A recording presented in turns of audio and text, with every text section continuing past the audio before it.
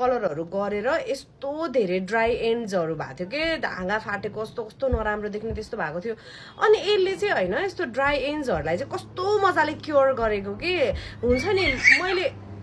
यस्तो मजाले होइन मेरो ड्राई एन्ड्सहरू कस्तो राम्रोसँगले के कस्तो स्मुथ देखिन थाल्यो अनि मैले यसैले नै हो कि क्या हो भन्ने भयो क्या अनि मैले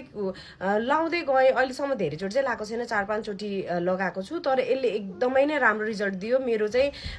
हाँगा फाटेको कपालमा चाहिँ झन् यसले एकदमै राम्रो गर्दो रहेछ क्या अनि टाउको पनि कस्तो मजाले हुन्छ नि त्यो कुलिङ इफेक्टले कस्तो शीतल भइराख्ने होइन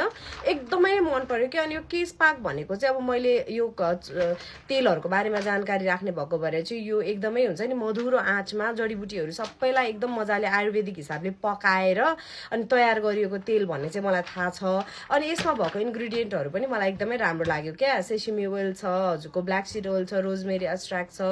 अनि होबा ओइल छ क्यास्टर ओइल छ कोकोनट ओइल छ कति धेरै छ गर्नै पर्छ भनेर भन्छु है मलाई एकदमै नै राम्रो लाग्यो ड्राई ड्यामेज हेयरमा चाहिँ जसको चाहिँ एकदम ड्राई छ स्मुथ देखिँदैन कपाल उहाँहरूको लागि चाहिँ यो चाहिँ एकचोटि युज गर्नै पर्ने प्रोडक्ट रहेछ के मैले चाहिँ खासमा त्यही भन्नलाई आएको आज पनि मैले बिहान यो लगाएर अनि त्यसपछि सावर लिएको थिएँ अनि त्यसपछि मैले चाहिँ यो बनाइहाल्छु भनेर एकदमै नै राम्रो भिडियो बनाइदिएँ चाहिन्छ भने चाहिँ हजुरहरूले पनि अर्डर गरेर लिन सक्नुहुन्छ यस्तो खालको बट्टामा आउँदो रहेछ हस् त्यही भन्न आएको थ्याङ्क यू बाई